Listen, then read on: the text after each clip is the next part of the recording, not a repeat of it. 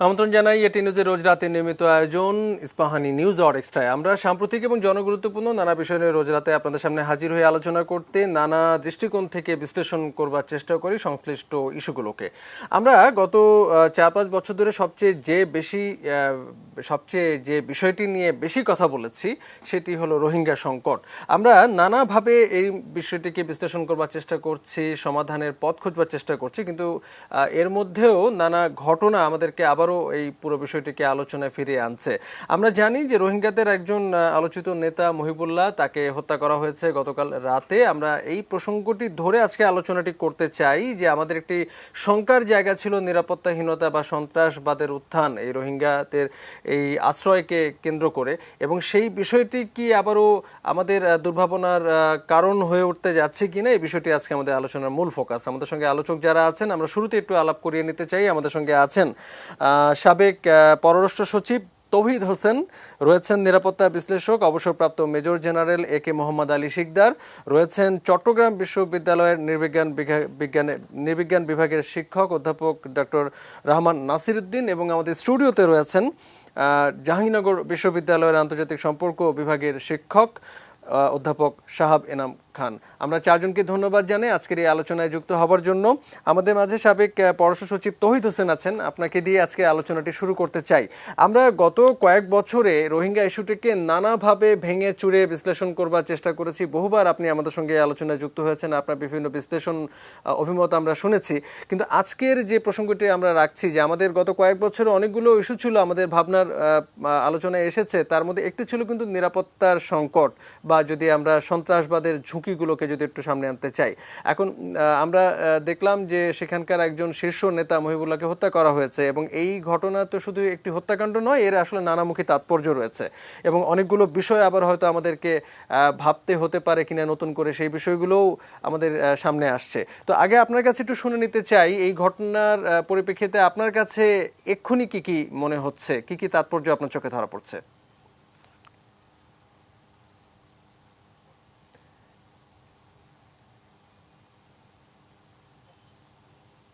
ধন্যবাদ। জি শুনতে পাচ্ছেন কি? জি জি, শুনতে পাচ্ছি, একদম ঠিক আছে।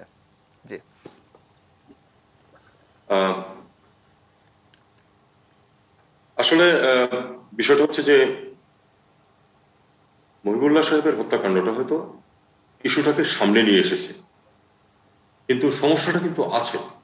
সমস্যাটা আছে, এবং সমস্যাটা যে আছে এটা নিয়ে কিন্তু এক ধরনের কনসিয়াসনেসও আছে মানুষের মধ্যে। অন্ততপক্ষে যারা একটু চিন্তা ভাবনা করেন, যারা এগুলি নিয়ে কথাবার্তা বলেন, তারা কিন্তু বলে আসছিলেন অনেক আগে থেকেই। জেনারেল শিকদার আমার সাথে নিশ্চয়ই একমত হবেন। সেটা হলো যে এখানে কিন্তু নিরাপত্তা বিষয়টা বিঘ্নিত হচ্ছে অনেকদিন যাবত।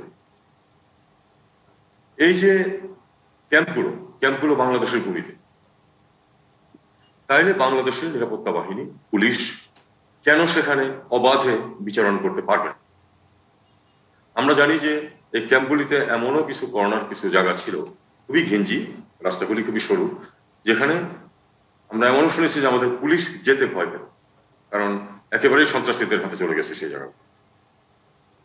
এখন এই জিনিসটা তো আমরা ঘটতে দিলাম কেন? এখানে কিন্তু আমাদের প্রথম ব্যর্থতা। আমাদের উচিত ছিল প্রথম থেকেই নিয়ন্ত্রণটাকে পাকাপোক্ত করা। আমাদের নিরাপত্তা বাহিনী, আমাদের পুলিশ নিয়ন্ত্রণ করবে। দ্বিতীয় যে ইস্যুটা এখানে আসছে সেটা হলো যে এই যে নিরাপত্তাহীনতা, এটা কিন্তু শুধু রোহিঙ্গাদের কারণে না। তারা যা কিছু অপরাধ করছে, কারণ দেখুন ক্যাম্পের নেতৃত্বের অনেকখানি চলে গেছে কিন্তু অপরাধীদের হাতে। এটা সবাই স্বীকার করে যে সন্ত্রাসী অপরাধীরা ক্যাম্পের এক ধরনের নেতৃত্ব প্রতিষ্ঠা করেছে। তাদের মাঝেও সংঘাত হয়েছে অনেক, মানে বিভিন্ন গ্রুপের মাঝে আবার সংঘাত হয়েছে। তো এই জিনিসটা করতে পেরেছে এই জন্য যে এখানে অর্থকরী ভাবে খুব লাভজনক কিছু অপরাধ এখানে জড়িত হয়ে গেছে, এবং সেই অপরাধে আমাদের স্থানীয় যে অপরাধীরা তারাও জড়িত। তাদেরকে বাদ দিয়ে ধরুন মাদকের ব্যবসা শুধু রোহিঙ্গাদের পক্ষে চালানো সম্ভব। তারা হয়তো মিয়ানমার থেকে নিয়ে আসলো, এবং মিয়ানমারের বর্ডারে কিন্তু যতই সমস্যা থাকুক না কেন, এই মাদক পাচারকারীরা কিন্তু ঠিকই যাতায়াত করতে পারে কেউই তাদেরকে বাধা দেয় না, বা আমাদের এদিক থেকে যদি কিছু বাধা বিঘ্ন থাকেও ওই পারে কিন্তু মিয়ানমার সেনাবাহিনী বা বর্ডার পুলিশ যারা আছে তারা কিন্তু কোনো বাধা দেয় না। তারা কিন্তু এটাকে ফ্যাসিলিটেট করতেছে, কারণ এটা তাদের জন্য লাভজনক, তাদের এখানে তৈরি হচ্ছে। এই যে করছে এই কাজটা, তারা যদি এখানে নিয়ে আসে তারপর এটা ডিস্ট্রিবিউট করে সারা দেশ, সেটার জন্য বাংলাদেশের যে অপরাধীরা আছে তারা তাদের সাথে সহযোগিতা করে। এই নেক্সাস যদি আমরা ভাঙতে রাজি না হই, আমি রাজি না হয়ে বলতেছি এই কারণে যে এই কাজটি আমাদের কোন অপরাধী চক্র করতেছে এটা কিন্তু আমাদের নিরাপত্তা বাহিনী জানতো বা জানে, কিন্তু তারা তাদের বিরুদ্ধে তেমন কোনো ব্যবস্থা নেয় না, কারণ তারা ক্ষমতাশালী স্থানীয় বলে। এই নেক্সাসটাকে ভাঙতে হবে। যদি ভাঙতে পারেন তাহলে আপনার অপরাধ কমানো যাবে, অস্ত্রের দৌরাত্ম্য কমবে, আপনি অন্তত পক্ষে নিয়ন্ত্রণ করতে পারবেন মাদক পাচার। এটা যদি করতে না পারেন তাহলে কিন্তু এই সমস্যা চলতেই থাকবে। সমস্যাটা কোথায়, কেন উনি মারা গেলেন? কারণ উনি ছিলেন এমন এক পক্ষের নেতা যারা আসলে অধিকার এবং ঠিক আছে ওনারা নাগরিকত্ব চান, না হলে যাবেন না বলেছেন, কিন্তু তারা মিয়ানমারে ফেরত যাবেন, এটা কিন্তু তাদের প্ল্যান ছিল, এটা কিন্তু তাদের অবস্থান ছিল। তারা কিন্তু পৃথিবীতে যেখানেই গেছেন মহিবুল্লাহ, সেখানে কিন্তু এটাই বলেছেন যে আমরা মিয়ানমারের লোক, আমরা মিয়ানমারে ফেরত যেতে চাই, নিরাপত্তার সাথে অধিকারের সাথে আমাদেরকে সেখানে ফেরত দেওয়া। কিন্তু ক্যাম্পে অনেক লোকজন আছে প্রতিচক্র যারা আসলে স্ট্যাটাস কোটা পছন্দ করে, কারণ স্ট্যাটাস কো তাদের জন্য লাভজনক। তারা চায় যে এই অবস্থায় বজায় থাকুক যাতে তারা তাদের অপরাধী কাজকর্ম বহাল রাখতে পারে, এবং অনুমান করা হয় যে সেই চক্রেরই কেউ এই ঘটনাটি ঘটিয়েছে। ধন্যবাদ।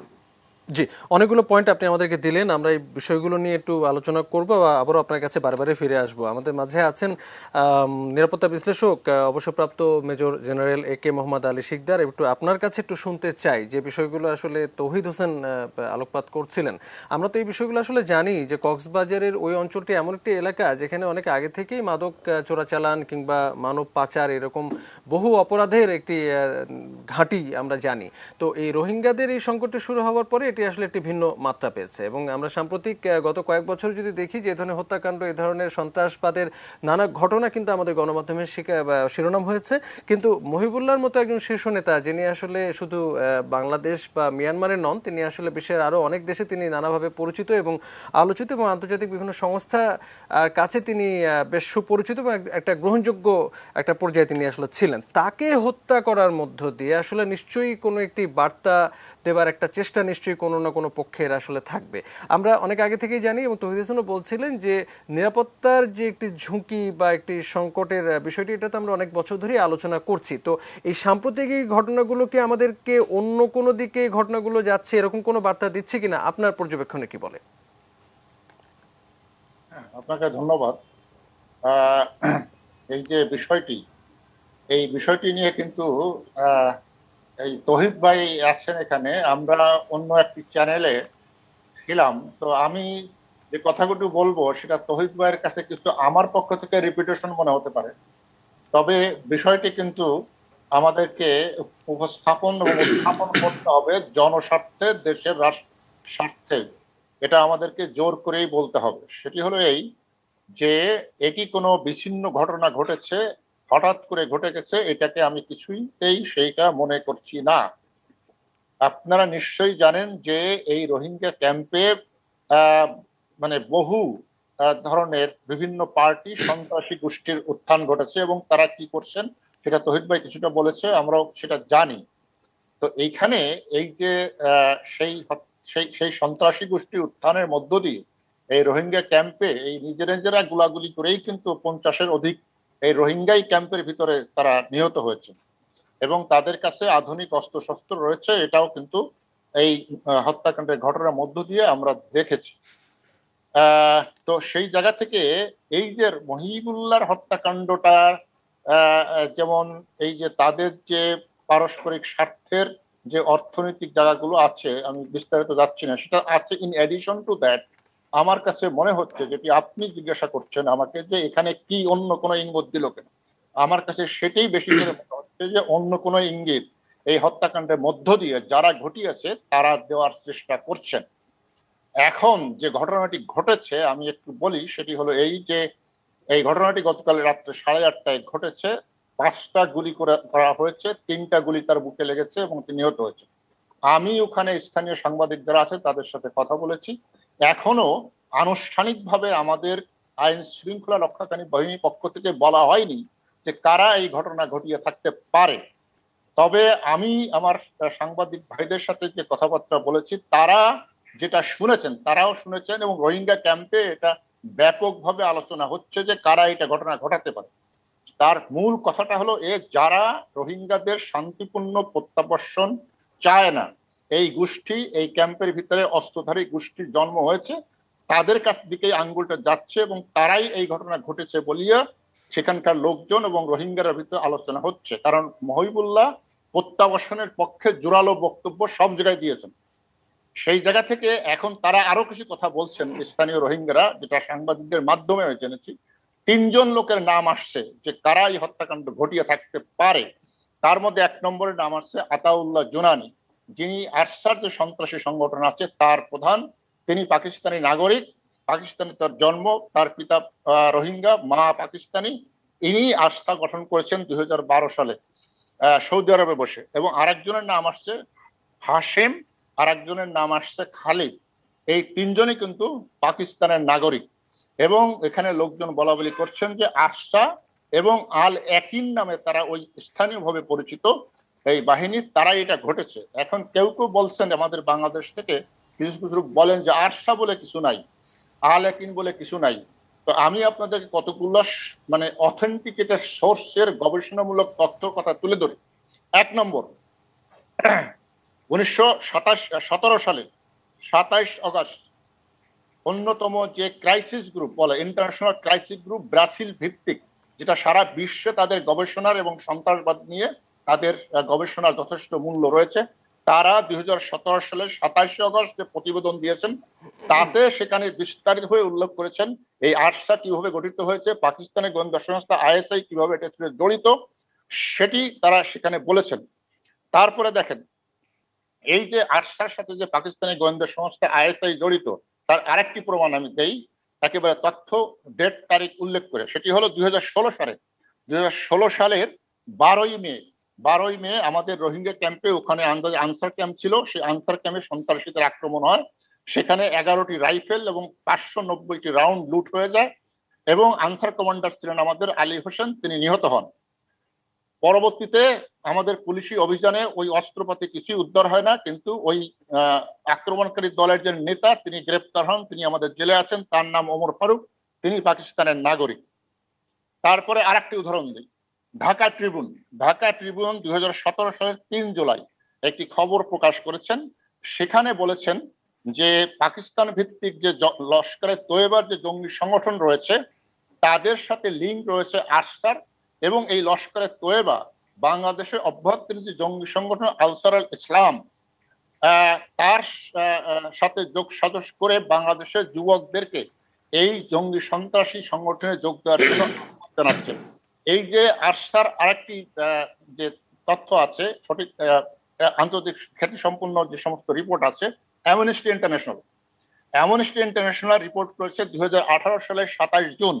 তাদের বড় একটা ভলিউম ছিল, পৃষ্ঠা নম্বর 47-এ তারা উল্লেখ করেছে যে কিভাবে আরসা বাহিনী গঠিত হয়েছে এবং আতাউল্লাহ জুনুরের পরিচয় দিয়েছে, এবং 25 আগস্ট 2027 সালে কিভাবে আক্রমণ হয়েছে এবং তার পাল্টা হিসেবে মিয়ানমার সেনাবাহিনী কি করেছে সেটার বিস্তারিত ব্যাখ্যা অর্থাৎ রয়েছে। এসব উদাহরণ থেকে আমরা আসলে বুঝতে পারি আপনি যেটা আসলে শুরুতেই বলছিলেন, যেটিতে আসলে বিচ্ছিন্ন ঘটনা নয়, গত কয়েক বছরের বিভিন্ন ঘটনার ধারাবাহিকতায় আসলে এই ঘটনাটি সর্বশেষ আসলে ঘটলো। তো আমরা আসলে আপনার কাছ থেকে এটাও একটু শুনে নেবার চেষ্টা করব যে আসলে এই ঘটনাগুলোর পরিপ্রেক্ষিতে আসলে আমাদের পদক্ষেপগুলো কি হওয়া উচিত, বাংলাদেশের স্বার্থ অক্ষুণ্ণ রেখে বাংলাদেশের আইন শৃঙ্খলা রক্ষাকারী বাহিনী, নিরাপত্তা বাহিনী, তারা আসলে কি করতে পারে পুরো বিষয়টিকে নিয়ন্ত্রণে রাখার জন্য। এই বিষয়টি আপনার কাছে আমরা শুনবো। আমাদের সঙ্গে আরো অতিথি আছেন স্টুডিওতে শাহবেনাম খান, যিনি জাহাঙ্গীরনগর বিশ্ববিদ্যালয়ের আন্তর্জাতিক সম্পর্ক বিভাগের অধ্যাপক।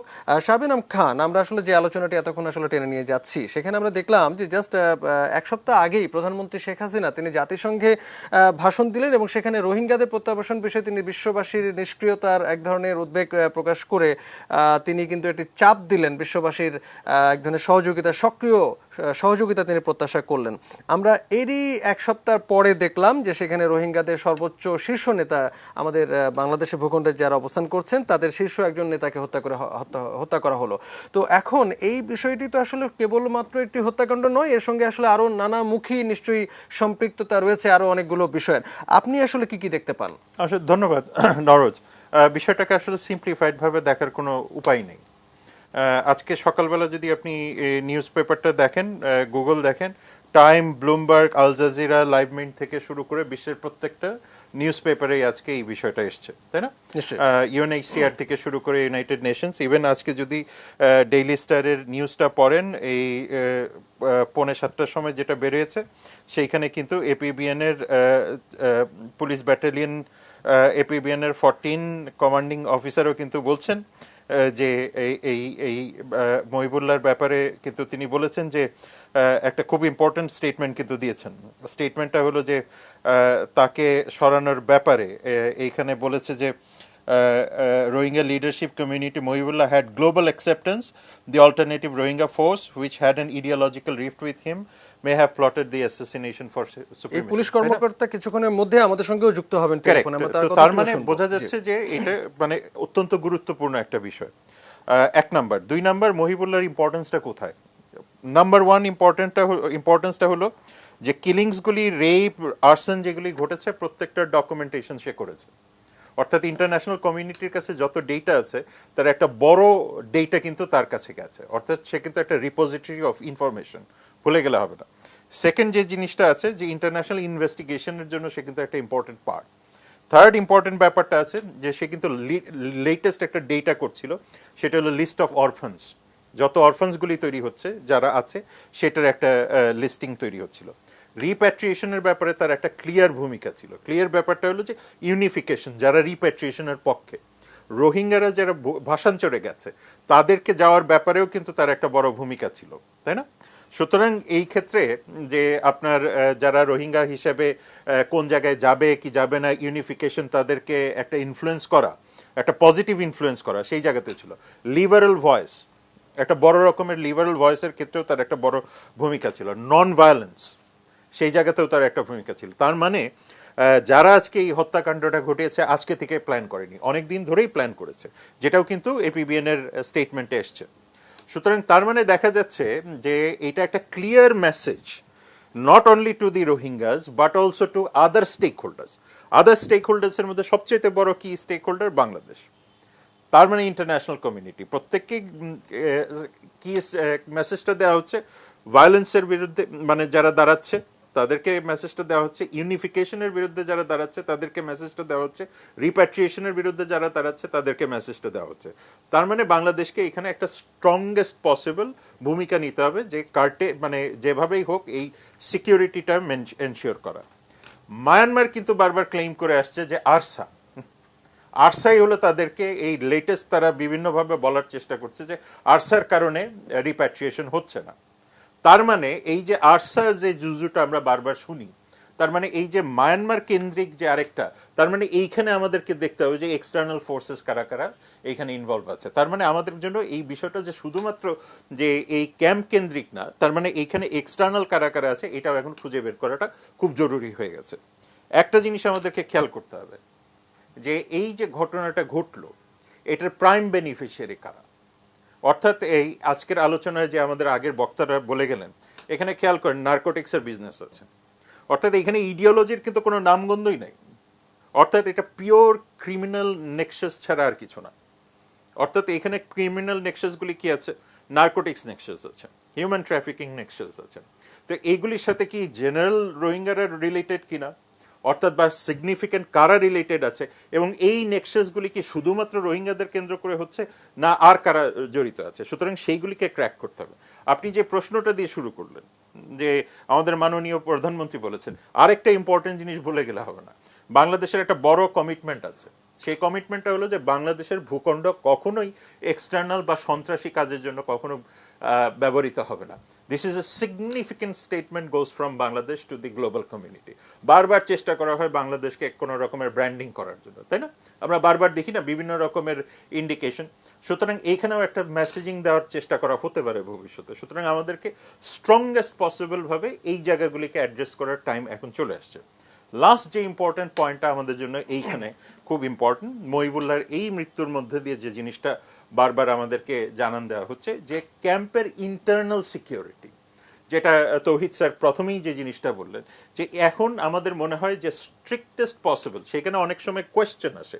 আজকেও আমার সাথে একটা বড় রকমের ডিবেট হচ্ছিল যে হিউম্যান রাইটস ভার্সেস সিকিউরিটি। এইখানে আমাদের কাছে যেটা মনে হচ্ছে যে এই যে লিবারেল ভয়েসগুলিকে কারা সাপ্রেস করছে, তার মানে কি এইটা ইউএন সাপ্রেস তো করছে না, বাংলাদেশ সরকার তো এটাকে সাপ্রেস করছে না, বাংলাদেশের সিভিল সোসাইটি এটাকে সাপ্রেস করছে না।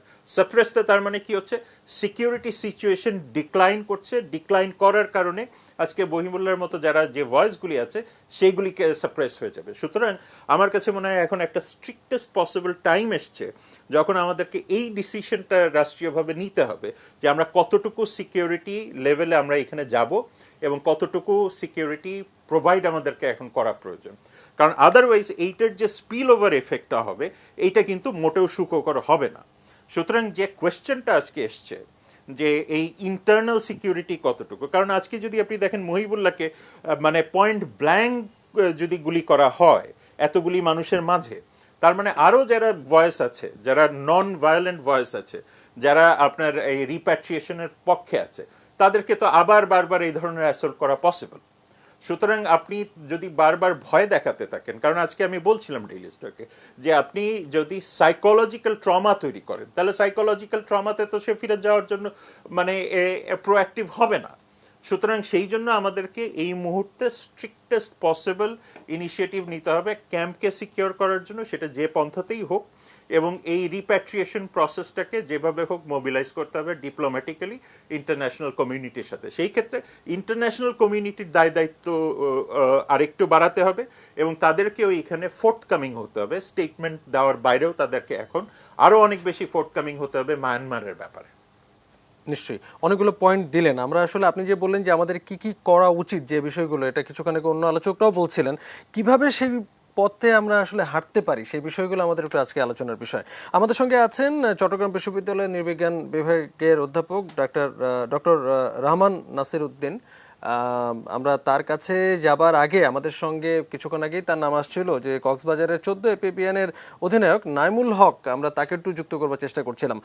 এসপি নাইমুল হক, আপনি কি শুনতে পাচ্ছেন? জি, আমি শুনতে পাচ্ছি। জি, অনেক ধন্যবাদ আমাদের সাথে যুক্ত হওয়ার জন্য। আপনি যুক্ত হবার আগে আমরা আলোচনা টেনে নিচ্ছিলাম। আমাদের সঙ্গে সাবেক পররাষ্ট্র সচিব তৌহিদ হোসেন আছেন, নিরাপত্তা বিশ্লেষক মেজর জেনারেল অবসরপ্রাপ্ত একে মোহাম্মদ আলী শিকদার আছেন, চট্টগ্রাম বিশ্ববিদ্যালয় নৃবিজ্ঞান বিভাগের অধ্যাপক রহমান নাসির উদ্দিন এবং জাহাঙ্গীরনগর বিশ্ববিদ্যালয় আন্তর্জাতিক সম্পর্ক বিভাগের অধ্যাপক শাহ আবেনাম খান আছেন। তারা কথা বলছিলেন, আমি জানি না যে আপনি শুনেছেন কিনা কিছু। আপনার কাছে আসলে আজকে সারাদিন আপনার অনেক ব্যস্ততা গেছে, কারণ গতকালকে আমরা রোহিঙ্গাদের একজন শীর্ষ নেতাকে হত্যার খবর সংবাদ শিরোনাম হতে দেখেছি এবং বিশ্বের বেশিরভাগ শীর্ষ সংবাদপত্রে এই খবরটি শিরোনাম হয়েছে।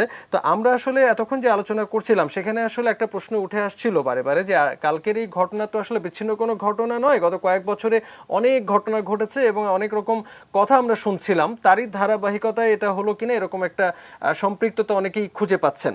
আমরা একটা ব্যাপার একটু বুঝতে চাই যে রোহিঙ্গা ক্যাম্পের বিস্তৃতি তো আসলে বেশ বড় একটি জায়গা জুড়ে, সেখানে কি আসলে আইন শৃঙ্খলা রক্ষাকারী বাহিনী বা নিরাপত্তা বাহিনীর কি একদম সম্পূর্ণ নিয়ন্ত্রণ, তদারকি এগুলো কি আছে কিনা?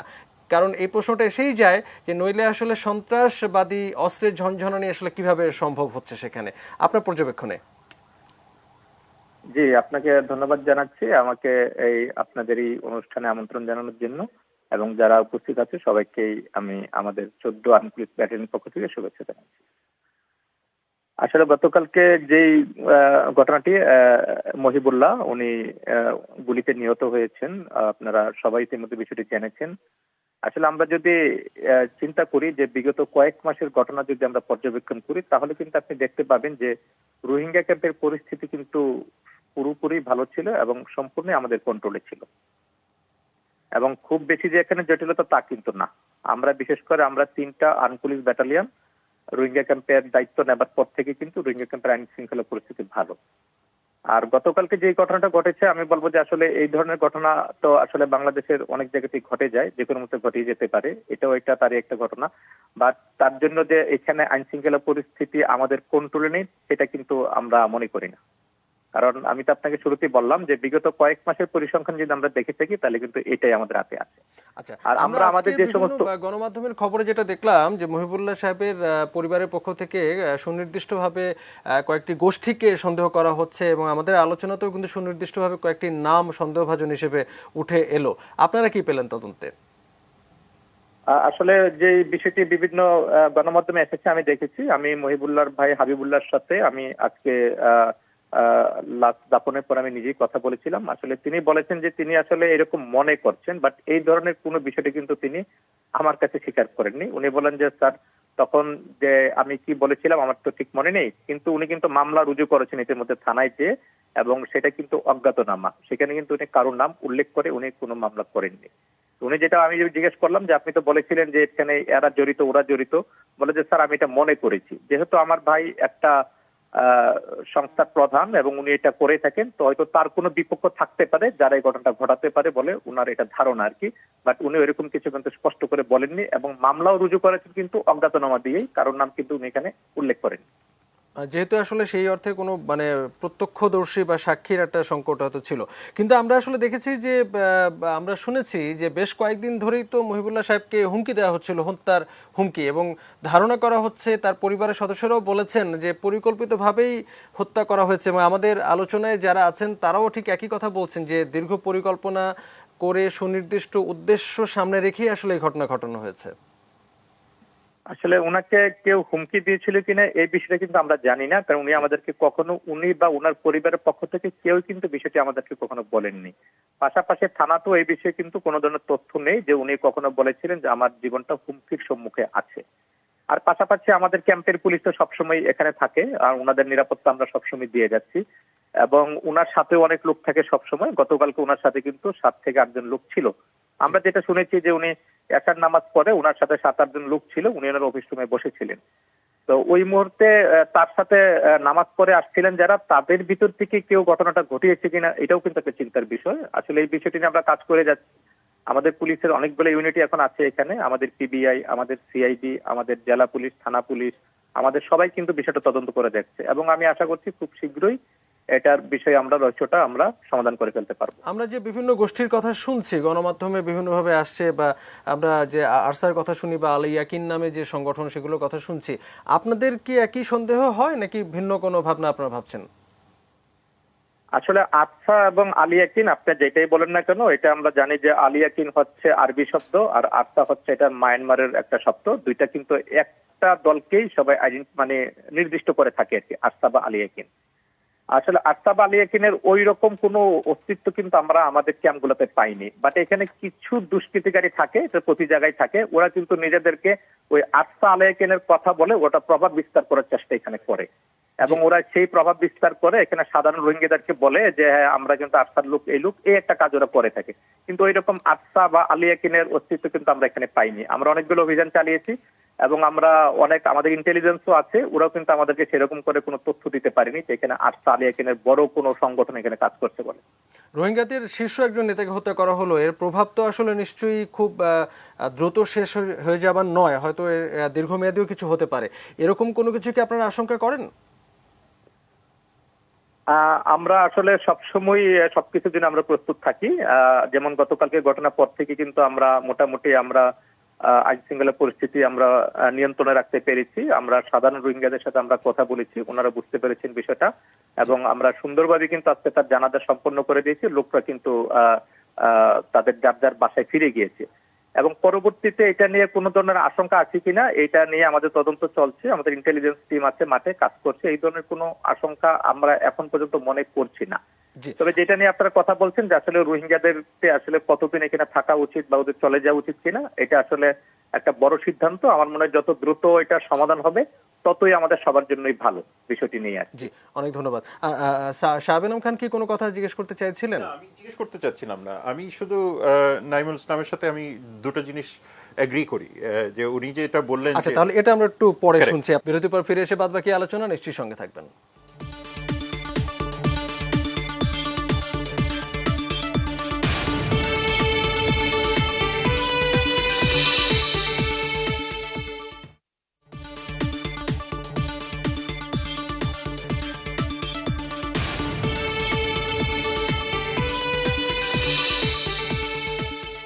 ফিরে এলাম ইস্পাহানি নিউজ আওয়ার এক্সট্রায়। কথা বলছি আবারও সেই পুরনো প্রসঙ্গ রোহিঙ্গা সংকট নিয়ে। আবারও সন্ত্রাসবাদের নতুন কোনো ঝুঁকি তৈরি হচ্ছে কিনা এবং অস্থিরতাটা কোথায় যাচ্ছে, আমরা সেই বিষয়টা নিয়ে আলাপ করছি। আমাদের সঙ্গে চট্টগ্রাম বিশ্ববিদ্যালয়ের নৃবিজ্ঞান বিভাগের শিক্ষক অধ্যাপক ডক্টর রহমান নাসির উদ্দিন আছেন।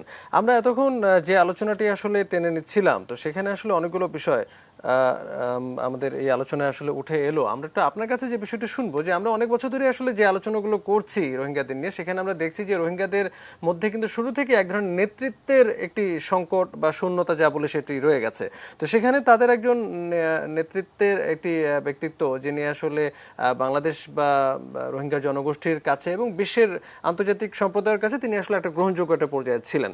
আমরা জানি যে রোহিঙ্গাদের প্রত্যাবাসনের ইস্যুতে শুধুমাত্র যে মিয়ানমারের তরফ থেকে এক ধরনের অনীহা বা সময়ক্ষেপণের নানা কূটকৌশল এগুলো রয়েছে তা নয়, রোহিঙ্গা জনগোষ্ঠী যারা এদেশে রয়েছে তাদেরকেও আসলে এক ধরনের আস্থায় নিয়ে এসে তাদেরকে ফেরত পাঠানোর বিষয়টিও কিন্তু আসলে এখানে একটি বড় ফ্যাক্টর। তো এ ধরনের ঘটনা যদি ঘটে, একজন নেতাকে তারা যদি হত্যা করা হয়, সেক্ষেত্রে আসলে প্রত্যাবাসনের ক্ষেত্রে আবার কি ধরনের কি ঝুঁকি তৈরি হয়, সেই বিষয়গুলো আমরা একটু বুঝতে চাই। আপনি কি আপনার পর্যবেক্ষণে ধরা পড়ে? ধন্যবাদ আপনাকে। আমি 3টা পয়েন্টে খুবই সংক্ষেপে বলতে চাই। প্রথম পয়েন্ট হচ্ছে, যে আলোচনাটা আমরা এতক্ষণ শুনলাম তার ভেতর দিয়ে একটা রিপ্রেজেন্টেশন কিন্তু এখানে আসছে, এবং এটা ওয়াইডলি বাংলাদেশে যারা এই ইস্যুটা নিয়ে কথা বলছি আমরা, এবং মহিবুল্লাহর মৃত্যুকে বা হত্যাকাণ্ডকে কেন্দ্র করে যে আলোচনাগুলো আমরা এখানে আনছি, তাতে করে এমন একটা ধারণা কিন্তু মানে উপস্থাপিত হচ্ছে যে রোহিঙ্গা ক্যাম্পগুলো মূলত একটা সন্ত্রাসী, একটা মানে এই ধরনের মানে আপনার দলীয় কোন দল এই ধরনের একটা কিছুর বা বিভিন্ন আমরা যেটাকে বলি যে মানে এক ধরনের মিলিটেন্ট গ্রুপের একটা আখড়া বা আস্তানা হয়ে উঠছে। আসলে এইটা এক অর্থে যে রোহিঙ্গা ইস্যুতে বাংলাদেশের যে একটা অবস্থান, সেটাকে কিন্তু খানিকটা ঝুঁকির মধ্যে ফেলে দেবে। এটা কিন্তু খুবই সেন্সিটিভ একটা ব্যাপার। তার কারণ হচ্ছে, মিয়ানমার যে জিনিসটাকে স্টাবলিশ করতে চাচ্ছে সেটা হচ্ছে যে রোহিঙ্গারা সন্ত্রাসী, আরসা, রোহিঙ্গারা মানে এখানে বাংলাদেশ আশ্রয় দিয়েছে, বাংলাদেশ সন্ত্রাসীদের আশ্রয় দিয়েছে। আমরা যদি এই মিয়ানমারের যে ন্যারেটিভস, যেটা মিয়ানমার গ্লোবালি সার্কুলেট করছে, আর আমরা যদি সেটা রোহিঙ্গা ক্যাম্পে এ ধরনের কার্যক্রম সক্রিয়ভাবে চলছে, সেটা ক্রমবর্ধমান, এটা উপস্থাপন করি, তাহলে কিন্তু আলটিমেটলি ওই মিয়ানমারের জায়গাটাই কিন্তু প্রতিষ্ঠিত হয়ে যায়। সুতরাং আমি মনে করি, ব্যক্তিগতভাবে আমি সবার প্রতি শ্রদ্ধা রেখে বলছি যে আমাদের এই জায়গাটা একটু সেন্সিটিভলি প্রেজেন্ট করতে হবে। কারণ আমি দীর্ঘদিন ধরে রোহিঙ্গাদের সাথে কাজ করি, আমি সম্প্রতি ভিজিট করেছি, এবং আমি এটা দায়িত্ব নিয়ে বলতে পারি যে 11 লক্ষাধিক রোহিঙ্গা সেখানে বাস করে। তাদের মধ্যে খুবই অল্প সংখ্যায়, সেটা হয়তো 2000, হয়তো 5000, হয়তো 10,000, অল্প সংখ্যক রোহিঙ্গা এ ধরনের দুষ্কৃতি বা দুষ্কর্মের সাথে যুক্ত। এখানে তৌহিদ হোসেন যেটা বলছিলেন, ওনার সাথে আমি একমত যে এটা একটা বর্ডারল্যান্ড, সেখানে সীমান্ত বাণিজ্য আছে, ইয়াবা পাচারের ব্যাপার আছে, আর্মস ট্রাফিকিং আছে, নারী এবং শিশু যে পাচারের ব্যাপার আছে, এগুলো কিন্তু রোহিঙ্গারা ইনভলভ। প্রধানত আমাদের এই বাঙালি কিছু মানে এরকম আপনার মানে ব্যবসায়ী, তারা তাদেরকে ব্যবহার করছে। তারা যে একটা ভালনারেবল অবস্থায় আছে, সেটাকে কিন্তু আমরা অনেক সময় একটা ভালনারেবল স্পেস থেকে আমরা নিজেদের জন্য ব্যবহার করি, সেটাকেও একটা দেখতে হবে। সুতরাং রোহিঙ্গাদেরকে অ্যাজ এ হোল একটা মানে এভাবে প্রজেক্ট করার, আমি মনে করি এটা হিতে বিপরীত হবে। এটা হচ্ছে একটা পয়েন্ট। 2 নম্বর পয়েন্ট যেটা, সেটা হচ্ছে আপনি যে পয়েন্টটা তুলেছেন সেটা খুবই গুরুত্বপূর্ণ, যে রোহিঙ্গারা সে 1962 সালে যখন বার্মার যখন ক্ষমতা মিলিটারি দখল করে, তারপর থেকেই লিটারালি রোহিঙ্গারা কিন্তু নানান ধরনের প্রসিকিউশন এবং ফ্রিকোয়েন্ট, আপনারা জানেন যে জেনোসাইড আমরা যেটাকে বলি, হত্যা, ধর্ষণ, এই ধরনের এক ধরনের প্রসিকিউশন অভিজ্ঞতার ভেতর দিয়ে কিন্তু তারা গেছে। এমনকি 2011 সালে যখন আমরা ডেমোক্রেটাইজেশনের কথা বলছি, সূচিকে রিলিজ করে দিয়ে, তারপরেও কিন্তু মিলিটারি সেখানে কিন্তু একটা বড় স্ট্রং রোল প্লে করে, এবং রাষ্ট্রের যে দৃষ্টিভঙ্গি রোহিঙ্গাদের প্রতি, সেটার কিন্তু কোনো পরিবর্তন ঘটেনি। এবং 2016 এবং 17 সালের ঘটনা আমরা জানি। সুতরাং আমি যেটা বলবো সেটা হচ্ছে, এই যে দীর্ঘ 4-5 দশকের যে তাদের যে প্রসিকিউশনের অভিজ্ঞতা, এর বিরুদ্ধে একটা রেজিস্ট্যান্স, রেজিলিয়েন্স ডেভেলপ করার জন্য সাংগঠনিকভাবে রোহিঙ্গারা কিন্তু কেউ দাঁড়াতে পারেনি। রোহিঙ্গাদের কোনো সংগঠিত সংগঠন, অ্যাকসেপ্টেড সংগঠন নাই। আরএসও ছিল এক সময়, তারাও একটা সন্ত্রাসী সংগঠন হিসেবে পরিচিত হয়েছে। তারপর আরসা ছিল, আলিয়াকিন আরসা আসলে একই জিনিস, তারাও একটা সন্ত্রাসী সংগঠন হিসেবে পরিচিত হয়েছে বিশ্বব্যাপী। সুতরাং রোহিঙ্গাদেরকে নেতৃত্ব দেওয়ার মতো, রোহিঙ্গাদের ভয়েস হয়ে ওঠার মতো কোনো সাংগঠনিক কাঠামো রোহিঙ্গাদের মধ্যে তৈরি হয়নি। কিন্তু 2017 সালের পরে রোহিঙ্গারা যখন প্রায় 7.5 লক্ষ রোহিঙ্গা বাংলাদেশে আসে, তখন কিন্তু এই মহিবুল্লাহ কিন্তু মাস্টার মহিবুল্লাহ নামে পরিচিত, মংডো টাউনশিপে কিন্তু মাস্টার হিসেবে অত্যন্ত জনপ্রিয় ছিল। এখানে আসার পরে তখন মানে Arakan Rohingya society for piece and human rights, এই যে সংগঠনটা করে, এটা কিন্তু 2017 সালে বাংলাদেশে আসার পরেই করে। এই সংগঠন আপনি দেখেন মহিবুল্লাহর মৃত্যুর পরে Amnesty International, Human Rights Watch এবং ইউএন হিউম্যান রাইটস কমিশন থেকে শুরু করে সারা পৃথিবীর leading 45 rights, leading human rights international organisations গুলো কিন্তু স্টেটমেন্ট দিয়েছে। এবং পৃথিবীর সব ধরনের, তার মানে দাঁড়াচ্ছে কি যে মহিবুল্লাহর কিন্তু একটা ইন্টারন্যাশনাল অ্যাকসেপ্টেন্স আছে, ইন্টারন্যাশনাল কমিউনিটির কাছে তার একটা অ্যাকসেপ্টেন্স আছে।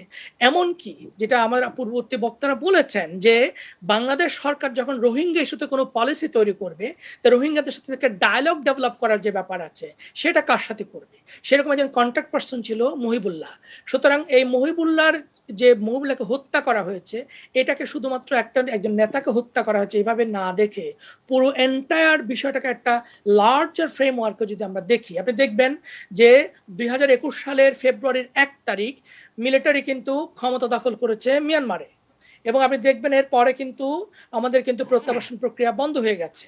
এবং এইটা একটা মোটামুটি এখন কোভিড সিচুয়েশন ছিল, সেখান থেকে নর্মালসিতে আসছে, এখন একটা মোমেন্টাম তৈরি হওয়ার টাইম তৈরি হয়েছে। এর মধ্যে আপনি দেখবেন যে আফগানিস্তানে কিন্তু মানে তালেবানরা কিন্তু ক্ষমতা দখল করেছে, এই যে পুরো রিজিওনাল একটা এখানে একটা ইমপ্লিকেশন কিন্তু আছে। সুতরাং মহিবুল্লাহকে হত্যা করা এটা যেমন বাংলাদেশের জন্য অনেক বড় একটা লস, যে বাংলাদেশ যে একজন কন্ট্যাক্ট পার্সন রোহিঙ্গাদের লিডার হিসেবে যার সাথে কথা বলবে, ডায়ালগ ডেভেলপ করবে, এইটা যেমন লস করলো, পাশাপাশি Rohingya community as a whole, যে তাদের একটা রিপ্রেজেন্টেটিভ যে ক্যাটেগরি, রিপ্রেজেন্টেটিভ অর্গানাইজেশন, যেটা গ্লোবালি তাদের ভয়েস আকারে, যে যার ভিতর দিয়ে তারা নিজেদের যে দুঃখ বেদনা, চাওয়া চাহিদা আকাঙ্ক্ষা এগুলোকে প্রকাশ করবে, সেটাও কিন্তু এখানে বন্ধ হলো। ফাইনালি আমি যে কথাটা বলবো, আপনি হয়তো রিপোর্টে দেখেছেন মহিবুল্লাহকে হত্যা করার 10 মিনিট আগে মহিবুল্লাহ আরেকজন নেত্রীর সাথে কথা বলেছিলেন, যেটা মানে আমি নামটা বলছি না, পত্রিকায় আসছে, এটা রিসার্চ এথিক্স এর কারণে বলছি না, কিন্তু ওই মহিলা কিন্তু একজন নেত্রী, এবং এই মহিলা এবং মহিবুল্লাহ এবং ওনার টিম এরাই কিন্তু রোহিঙ্গাদেরকে মোটিভেট করেছে যে রোহিঙ্গারা প্রথম আপনি জানেন যে ভাষাঞ্চলে যেতে চায় নাই, তারা এই টিমটা কিন্তু করেছে।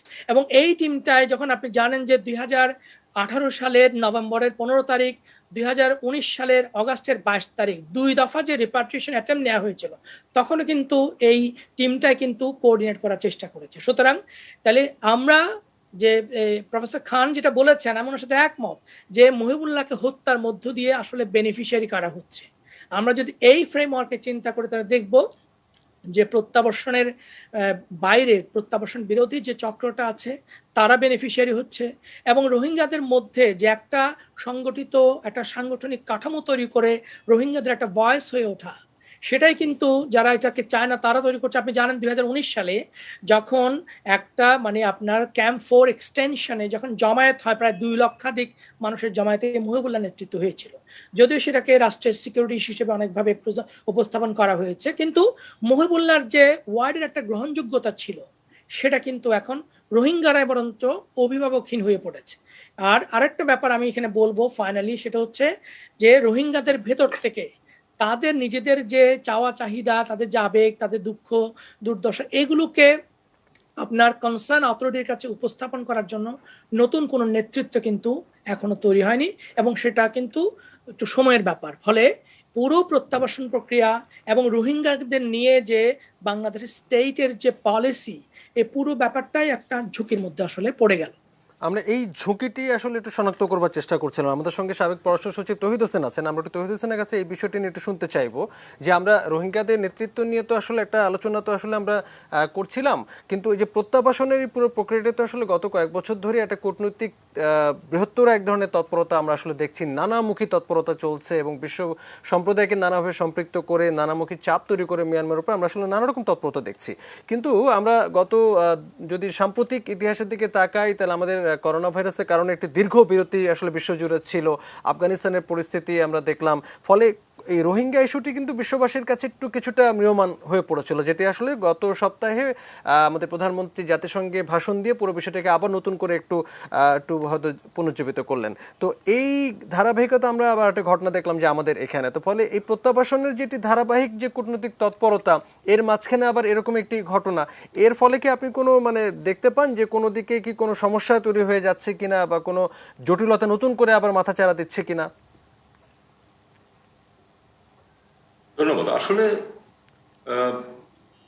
পুরো বিষয়টা তো যথেষ্ট জটিল, কাজে মাঝে মধ্যে এটাতে এই যে টার্নস কিছু আসবে, কিছু নতুন জটিলতা সৃষ্টি হবে, এটা খুব অস্বাভাবিক কিছু না। তবে ডক্টর রহমান যেমন বলেছেন যে মিলিটারি আসার পরে বন্ধ হয়ে গেছে সব ধরনের তৎপরতা, এটার সাথে আমি খুব একটা একমত না। গত 4 বছরের সত্যিকার অর্থে মিয়ানমারের পক্ষ থেকে কখনোই কোনো সিনসিয়ার এফার্ট ছিল না রোহিঙ্গাদেরকে ফেরত নেওয়া। মাঝে যে ওই স্বল্প সংখ্যক কিছু মানুষকে যে নেওয়ার কথা ছিল, এটাও ছিল একটা প্লয়। এটা যদি নিতে পারতো তারা, আমি মনে করি যে এটা যে যায় নাই এটা খুব ভালো হয়েছে, কারণ এটা নিতে পারলে মিয়ানমার এটাকে দেখাতো, পাবলিসাইজ করতো যে এই তো আমরা বাইলেটারালি সমাধান করে ফেলতেছি, কাজে তোমরা বাকি পৃথিবী তোমরা চুপ করে থাকো, এটা তোমাদের কিছু করার প্রয়োজন। এই কথা আমরা বারবারই বলছি। বিষয়টা হচ্ছে যে এই মিলিটারি আসার কারণেও নতুন করে কিছু হয়নি, নতুন করে কোনো নতুন পরিবেশ সৃষ্টি হয়নি, অথবা তারা যখন মিলিটারি রুল ছিল না তখন তো মিলিটারি সত্যিকারের ক্ষমতায় ছিল, সামনে ছিলেন অং সান সুচি, কিন্তু তার হাতে কতটুকু ক্ষমতা আছে সেটা আমরা দেখতেই পেলাম। দ্বিতীয় যে প্রসঙ্গটা এখানে আসছে সেটা হচ্ছে যে এখন মহিবুল্লাহর মৃত্যুর কারণে এটা দুর্বল হয়ে গেল কিনা। আসলে তো স্থান কোনোটাই শূন্য থাকে না, এটা ঠিক যে এই মুহূর্তে মহিবুল্লাহ যেরকম একটা তার যে স্ট্যাচার ছিল, তার যে পরিচিতি ছিল, সেরকম কেউ নেই। কিন্তু যদি তার সংগঠন যদি থেকে থাকে এবং তারা যদি টিকে থাকে, তাহলে নতুন নেতৃত্ব উঠে আসবে এবং ঠিক একই রকম যে তার ভিজিবিলিটি লাগবে তা না, কিন্তু এই তাদের পক্ষে যে কথাগুলো, সেই কথাগুলো আবার নতুন করে সার্কুলেটেড হবে। মাননীয় প্রধানমন্ত্রী যেটা করেছেন এটা তো উনি করবেনই, কারণ পৃথিবীকে তো ভুলে যেতে দিলে চলবে না যে রোহিঙ্গারা আছে, একটা সমস্যা এটা পৃথিবীর জন্য, আমাদের জন্য যেমন রোহিঙ্গাদের জন্য এবং পৃথিবীর জন্য এটা একটা সমস্যা। বিষয়টা হচ্ছে যে যখন একটা সমস্যা একটু পুরনো হয়ে যায়, নতুন একটা সামনে হাজির হয়, সবাই তখন সেটাকে নিয়েই ব্যস্ত হয়ে পড়ে। পৃথিবীর নিয়ম এটা, মিডিয়া থেকে শুরু করে সবাই তাই করে। এই মুহূর্তে সমস্ত পৃথিবীর সামনে সমস্যা হচ্ছে আফগানিস্তান, কাজেই সবাই অন্যান্য সব ইস্যু ভুলে বসে আছে। যে প্রায় প্রতিদিন ফিলিস্তিনে 2 জন 5 জন 7 জন করে গুলি করে মারছে, এটা জাস্ট একটা খবরের স্ক্রল হয়, তারপরে এটা নিয়ে কোনো বিশ্ব নেতৃত্বের কাউকে কোনো একটি শব্দ উচ্চারণ করতে দেখেছেন? কেউ করেনি। মিডল ইস্টেরও কেউ করেনি, মিডল ইস্টেররা তো করবেই না, মানে অন্তত পশ্চিমে কিছু করতে পারতো সেটা তারা করে। তো এটা হলো জগতের নিয়ম। সেই অনুযায়ী প্রধানমন্ত্রী বিষয়টাকে আবার উত্থাপন করেছেন যাতে করে পৃথিবী ভুলে যেতে না পারে যে এই সমস্যাটা আছে। কাজেই আমি মনে করি না যে মহিবুল্লাহর উপস্থিতি অথবা অনুপস্থিতির কারণে হঠাৎ করে বিরাট কোনো ওই শূন্যতা সৃষ্টি হয়েছে ওই ইয়ার ক্ষেত্রে, রিপেটেশনের ক্ষেত্রে সত্যিকার অর্থে কোনো ডেভেলপমেন্টই হয়নি। আমরা কথাবার্তা বলছি, মহিবুল্লাহ সাহেব খুব ভালো কাজ করছিলেন, যে বিশেষ করে তথ্য উপাত্ত সংগ্রহ করছিলেন, সেটা চিরদিনই কাজে লাগবে, সেগুলি আপনার কোর্টেও কাজে লাগবে বিচারের সময়। কিন্তু কথা হচ্ছে যে উনি থেকে যে একেবারে উনি অ্যাডভোকেট করছিলেন ফেরত যাওয়া, অবশ্যই আমরা সবাই চাই ফেরত যাওয়া। বিষয় যে সেটা হলো যে এরকম একজন শীর্ষ নেতৃত্ব যিনি আসলে হয়তো একটা সময় কার্যকর আরো বেশি ভূমিকা রাখতে পারতেন, তাকে হত্যার মধ্য দিয়ে কি আসলে পুরো বিষয়টিকে কি আসলে আবার একটু পেছনের দিকে ঠেলে দেওয়ার একটা প্রবণতা আমরা দেখতে পাই কিনা? দেখুন, এটা বিষয়টা কিরকম যে উনি যেহেতু ভিজিবল ছিলেন, কাজেই বিরোধী যারা, সোজা কথা যারা চায় না যে রিপেটেশন হোক, তারা তাকে সরিয়ে দিয়ে একটা মেসেজ দিল যে এই কেউ যেন এই কাজ করতে না আসে। যেটা ডক্টর রহমান বলছিলেন যে অপরাধীদের সংখ্যা কতজন, যে কোনো সমাজে কিন্তু অপরাধীর সংখ্যা কম, কিন্তু তারা তো ডমিনেট করে, কারণ তাদের হাতে অস্ত্র থাকে, তাদের সাথে কানেকশনস থাকে। এখন যদি 5,000 লোক থেকে থাকে, এটা সময় এসেছে খুব শক্ত ব্যবস্থা নেওয়া, যে তাদেরকে যেন সম্পূর্ণভাবে পরিদর্শন করা যায়, এবং পাশাপাশি আমাদের স্থানীয় অপরাধীদের সাথে যে নেক্সাস আছে সেটাকে যেন ভেঙে দেওয়া হয়। আমার মনে হয় এই দুটো করতে পারলে এই অভাব আমরা খানিকটা পূরণ করতে পারবো, এবং এই যে ফেরত যেতে হবে এবং ফেরত যাবে সবাই, এই নতুন নেতৃত্ব উঠে আসবে, সেই নেতৃত্বকেও সরকারের উচিত হবে সমর্থন দেয়া, যাতে করে তারা শক্তিশালী একটা অবস্থানে থাকতে পারে। নিশ্চয়ই নিশ্চয়ই, আপনি অনেকগুলো খুব সুনির্দিষ্টভাবে কয়েকটা পয়েন্ট আসলে বললেন। অনেক ধন্যবাদ তৌহিদ হোসেন, আপনার কাছে আবারও ফিরবো, আমাদের অন্য আলোচকরাও আছেন তাদের কাছেও যাব, তবে ছোট্ট একটা বিরতি নিয়ে ফিরে এসে এই আলোচনায় থাকছি, নিশ্চয়ই সঙ্গে থাকবেন।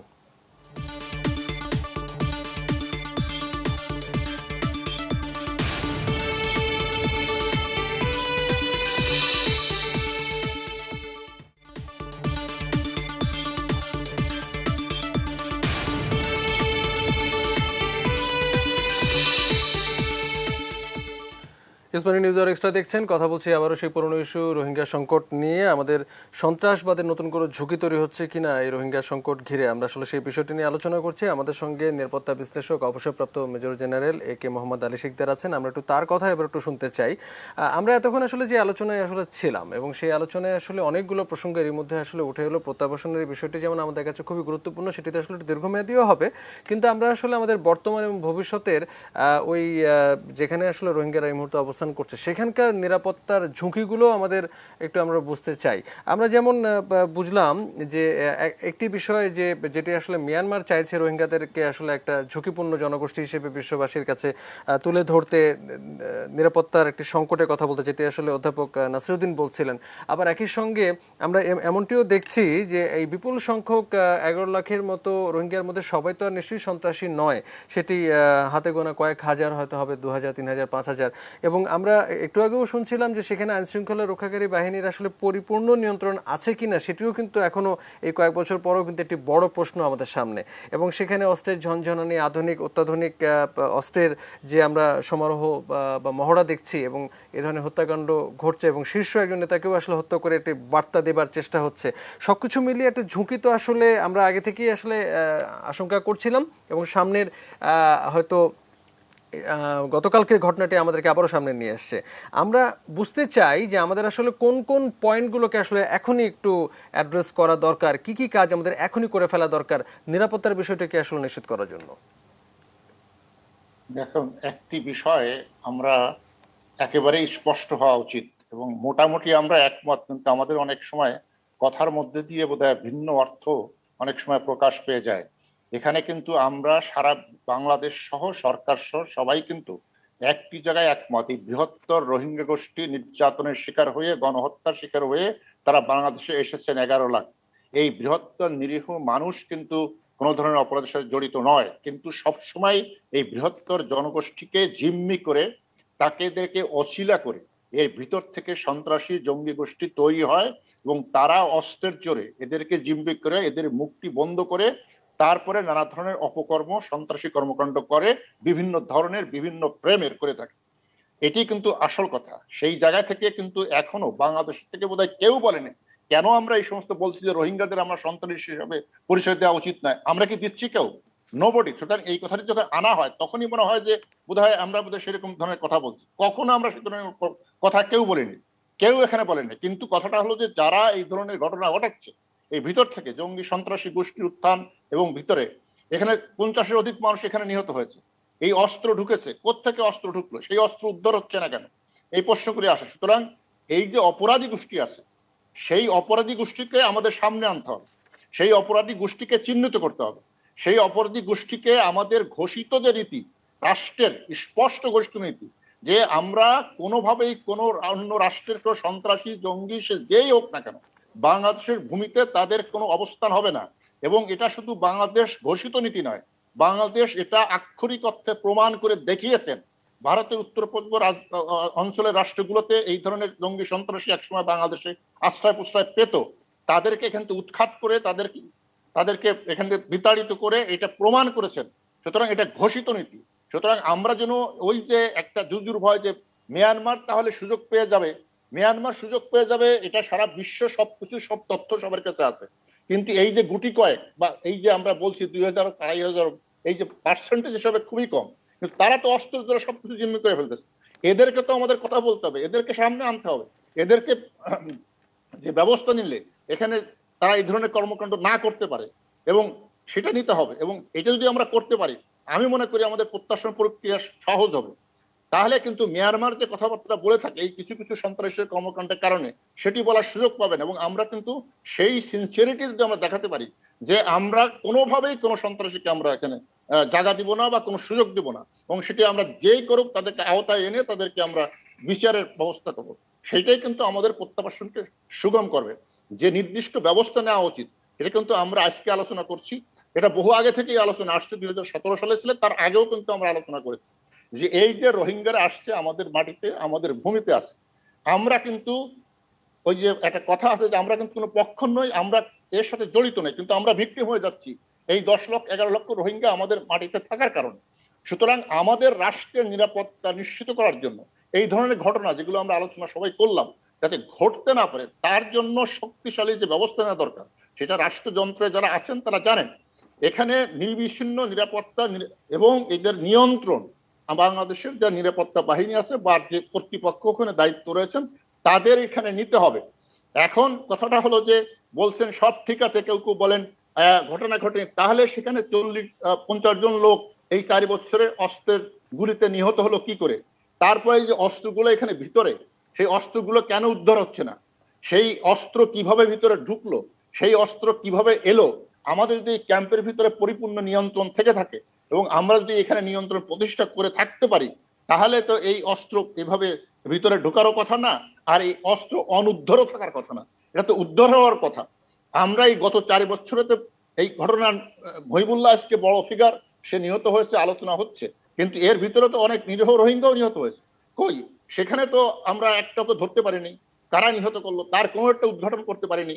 তার মানে কি এখানে আমাদের নিরাপত্তার নিয়ন্ত্রণের জায়গাটি আছে, সেখানে ঘাটতি রয়েছে।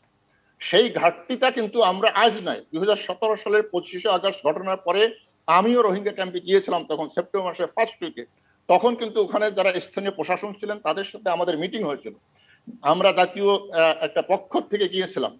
তো সেখানে মিটিংয়ে কিন্তু আমরা এই সংখ্যাগুলো তখনই প্রকাশ করেছিলাম যে এখানে বহুবিধ স্বার্থন্যাসী দেশি বিদেশি গোষ্ঠী আসবে, তাদের বহু, সেটা পাকিস্তানের আইএসআই তো আছেই, তার সাথে আরো বিদেশি বিভিন্ন এনজিও বলেন, বিভিন্ন উগ্রবাদী গোষ্ঠী বলেন, তারাও আসবে। তারা যেন এই ধরনের আজকে যে সমস্যা আমরা ফেস করছি, আমরা সুনির্দিষ্টভাবে আমরা এই কথাগুলো বলেছিলাম, এর জন্য আমাদের এই ক্যাম্পের উপরে বাংলাদেশের কর্তৃত্ব পরিপূর্ণভাবে নিয়ন্ত্রণ, শুধু কর্তৃত্ব না, নিয়ন্ত্রণ পরিপূর্ণভাবে প্রতিষ্ঠা করতে হবে। তার জন্য যা করণীয় সেটা করতে হবে। এটি করার পরে তারপরে আমাদের আন্তর্জাতিক সংস্থা যারা রয়েছেন তাদের সহযোগিতা নিয়ে অন্যান্য কার্যক্রম আমরা চালাবো, কিন্তু এটাকে কম্প্রোমাইজ করে কোনোভাবে কিছু করা উচিত হবে না। সেখানে যদি আপনি কেউ যে ঘাটতির কথা বলছিলেন যে আমাদের ওখানে রোহিঙ্গা ক্যাম্পগুলোতে যে নিরাপত্তার যে ঘাটতির কথা বলছিলেন, সেটা কি আসলে আমাদের মানে এটা কি আগ্রহ বা ইন্টেনশনের ঘাটতি বলছেন নাকি আসলে লজিস্টিকের ঘাটতি বলছেন? মানে এটা যদি আপনি একটু ব্যাখ্যা করে যদি আমাদেরকে না কোনো এটা লজিস্টিকের ঘাটতি আমি বলতে চাই না, আমাদের যথেষ্ট রিসোর্স এবং লজিস্টিক রয়েছে।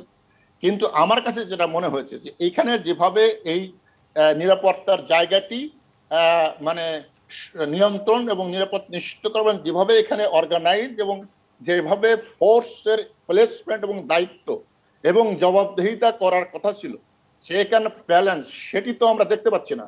আমরা তো ঘটনা উল্লেখ করলাম, প্রায় 50টি হত্যাকাণ্ডের ঘটনা ঘটেছে, একটা ঘটনার রহস্য উদ্ঘাটিত হয়েছে, 1-2জনকে গ্রেপ্তার হয়ে তাদেরকে বিচারের আওতায় আনা হয়েছে। সেই জায়গা থেকে আমি বলছি যে ঘাটতি রয়েছে। সুতরাং আমাদের যে জায়গাটা আমরা বলতে চাই নিরাপত্তা নিশ্চিত করার জন্য, যে এখানে আমাদের বড় ধরনের একটা টাস্ক ফোর্স থাকা উচিত এবং সেখানে সমস্ত বাহিনীর লোক থাকা উচিত, একটা কমান্ড থাকা উচিত, সেই কমান্ডের অধীনে সবাই এখানে কাজ করা উচিত। ওখানে 4টি এপিবিএন বা 3টি এপিবিএন ব্যাটালিয়ন আছে, আমরা তো খোঁজ খবর রাখি, ওখানে সাংবাদিক যারা আছে তাদের সাথে প্রতিনিয়ত কথা হয়, যেহেতু এই রোহিঙ্গা ইস্যু নিয়ে আমিও অনেক কাজ করেছি। সুতরাং আজকেও তারা আমাকে বলেছেন যে এপিবিএন এর ব্যাটালিয়নের যে ক্যাম্পগুলো আছে ভিতরে, রাত্রে সন্ধ্যার পরে তাদের আর কোনো কার্যক্রম থাকে না, তারা সারাদিন ঘোরাফেরা করেন, সন্ধ্যার পরে তাদের এই এপিবিএন ব্যাটালিয়নের যে ক্যাম্প আছে ভিতরে, ক্যাম্পের মধ্যে থাকেন। বাইরে পুরো ক্যাম্প, এত 34টা ক্যাম্প, বিরাট এলাকা। এখানে রোহিঙ্গারা কি করে, এই জঙ্গি সন্ত্রাসী গোষ্ঠী যারা একে রোহিঙ্গা, নিরীহ রোহিঙ্গাদের জন্মি করে তাদের স্বার্থ উদ্ধারে কাজ করছে, সেইটা নিয়ন্ত্রণ করবার জন্য যেভাবে শক্তভাবে টহল দরকার, উপস্থিত থাকা দরকার, এবং যারা অঘটন ঘটাচ্ছে তাদেরকে অ্যারেস্ট করা দরকার, অস্ত্র উদ্ধার করা দরকার, সেইগুলো কিন্তু কোনোটাই হচ্ছে না। সুতরাং সেই জায়গায় কিন্তু বড় ধরনের ঘাটতি রয়েছে। সুতরাং আমরা আগেও যেরকম বলে আসছি গত 4-5 বছর ধরে, এখনো একই কথা বলছি যে এখানে কোনোভাবেই কোনো কম্প্রোমাইজ করার সুযোগ নাই। আমাদের যথেষ্ট রকমের মেধা শক্তি রয়েছে, আমাদের আইন শৃঙ্খলা নিরাপত্তা বাহিনী যারা রয়েছেন তাদের ভিতরে দক্ষ কর্মকর্তা রয়েছেন, তারা কিভাবে, কি পরিকল্পনা, কি ব্যবস্থা এখানে ইনপ্লেস করলে এটা নিয়ন্ত্রণে আসবে সেটা তাদের অজানা থাকার কথা নয়। এখন কেন এটা হচ্ছে না সেটি আমরা বাইরে থেকে কিন্তু বলতে পারবো না, কিন্তু আমরা যে ঘাটতি দেখছি এবং যে অঘটনগুলো ঘটছে তার পরিপ্রেক্ষিতে কিন্তু কথা বলছি। এই অঘটনগুলো যদি না ঘটতো তাহলে কিন্তু আমরা এগুলো বলতাম না। এই অঘটনগুলো ঘটছে বলেই কিন্তু আমরা এই সমস্ত কথা সামনে আনছি। সুতরাং এই খেলা নিয়ে আমাদের ভাবা দরকার এবং এখনো সময় আছে, কারণ রোহিঙ্গা প্রত্যাবাসনের বিষয়টি আমরা সবাই চাই, প্রচেষ্টা অব্যাহত রাখতে হবে, কিন্তু এটা সহজে যে হয়ে যাবে, তাড়াতাড়ি হয়ে যাবে 2-1 বছর 6 মাসে, সেরকম তো কোনো নিশানা আমরা দেখছি না।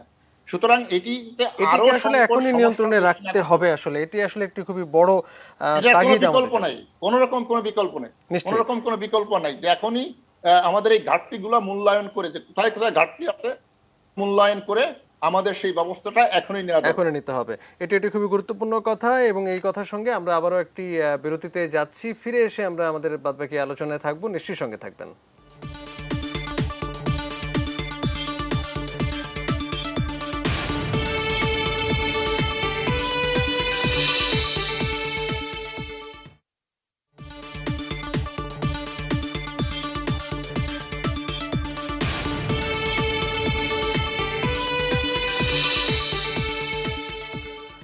আমরা আমাদের আলোচনার একদম শেষ প্রান্তে আছি, খুব অল্প সময় আমাদের হাতে। প্রত্যেকের কাছে একটু একটু করে একটু শুনতে চাই। প্রথমে যাব শাহবেনাম খান, আপনার কাছেই একটু যেতে চাই যে আমরা আসলে এতক্ষণ যে আলোচনা ছিলাম অনেকগুলো প্রসঙ্গ আসলে জমা হয়ে গেছে, কিন্তু সব শোনার টাইম পাবো না।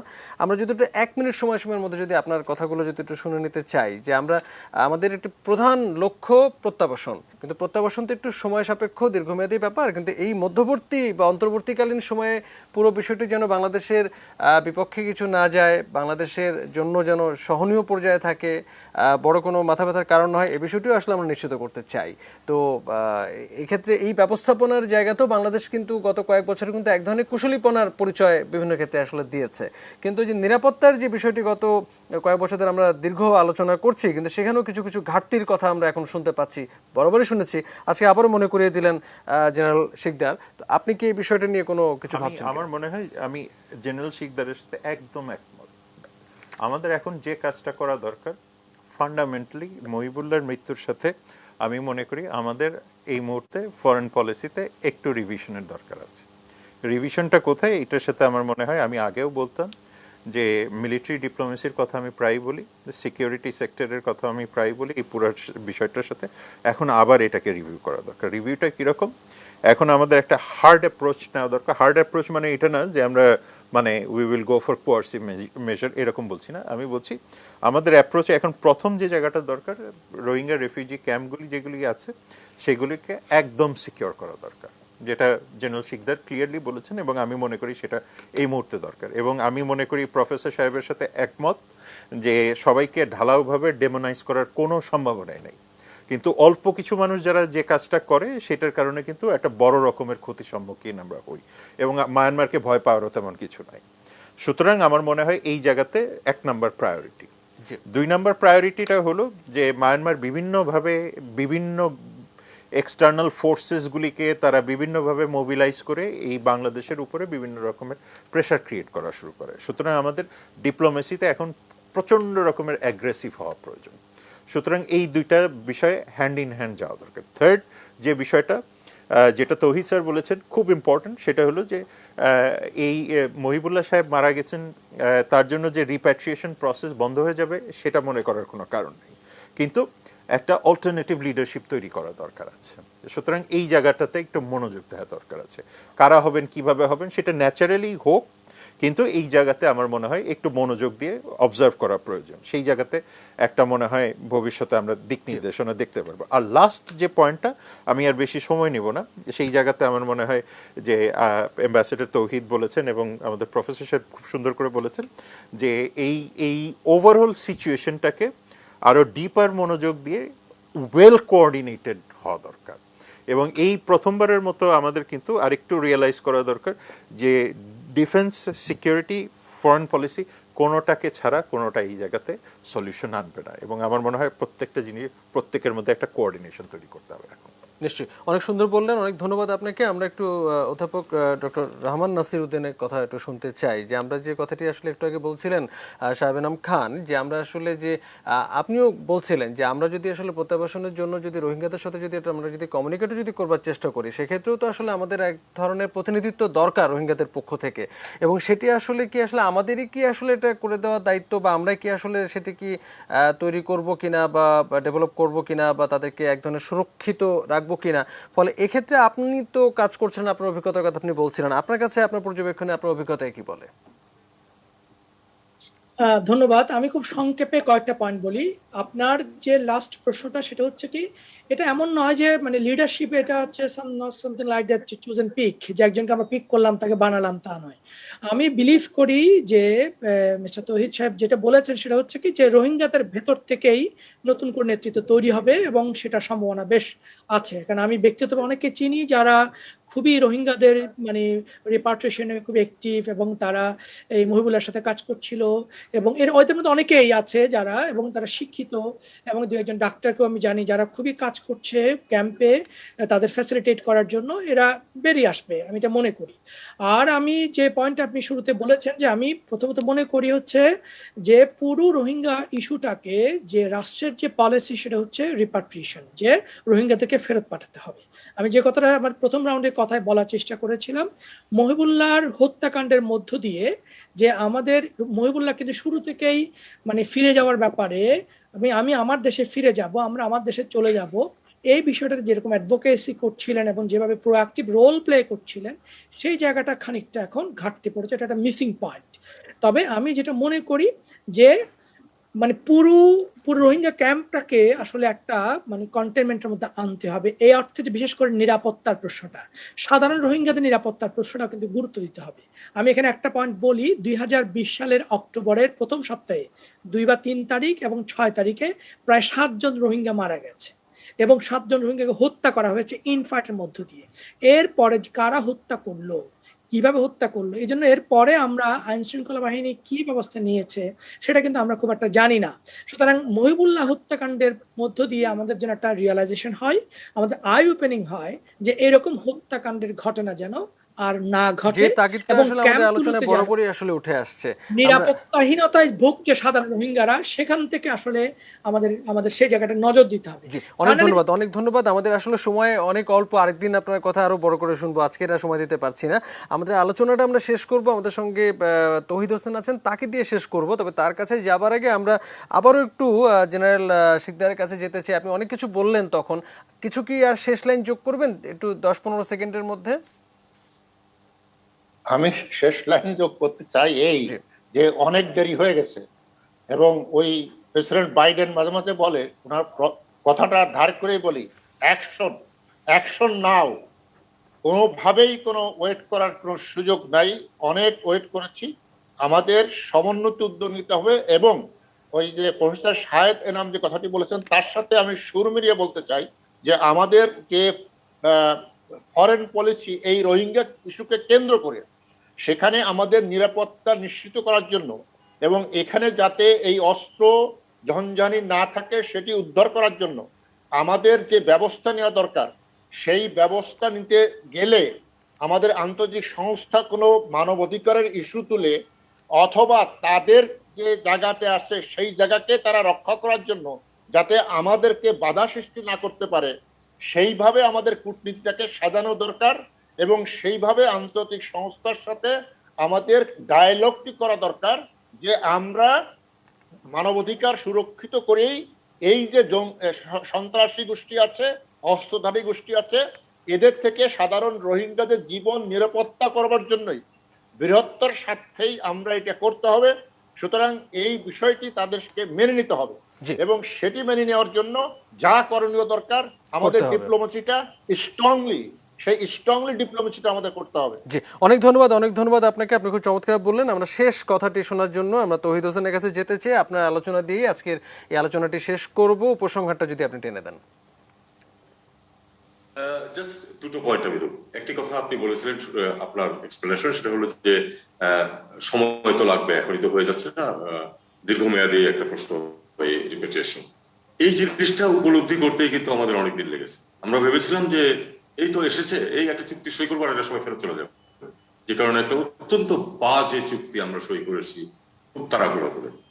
এটা হলো একটা প্রসঙ্গ। দুই হচ্ছে যে আসলে দীর্ঘমেয়াদী অনেকদিন লাগবে রোহিঙ্গাদের রিপেটেশন, কারণ মিয়ানমার এখনো তাদেরকে নেবে কথাই বলতেছে না। তাদের যে প্রকৃত ক্ষমতা যাদের হাতে, তারা এ কথা বলতেছে না যে তাদেরকে নেবে। নেওয়া সম্ভব নাও হতে পারে, এরকম কথা তাদের ওই জেনারেল মিনংলাই বলেছিলেন। কাজেই এই সময় যেটা সবাই বলেছেন সেটা হলো যে নিরাপত্তা ব্যবস্থাটাকে ফুল প্রুফ করতে হবে। এইভাবে ওই অপরাধীদের হাতে এই ক্যাম্পগুলিকে ছেড়ে দেওয়া চলবে না। Thank you. জি, অনেক ধন্যবাদ। খুব চমৎকার করে আপনি শেষ করলেন। একই সঙ্গে আমরা আমাদের আলোচনাটি শেষ করে দিচ্ছি। ধন্যবাদ জানাই দর্শকদের, ধন্যবাদ জানাই এতক্ষণ যারা আমাদের সঙ্গে ছিলেন আলোচনায়। সবাইকে শুভরাত্রি, ভালো থাকবেন।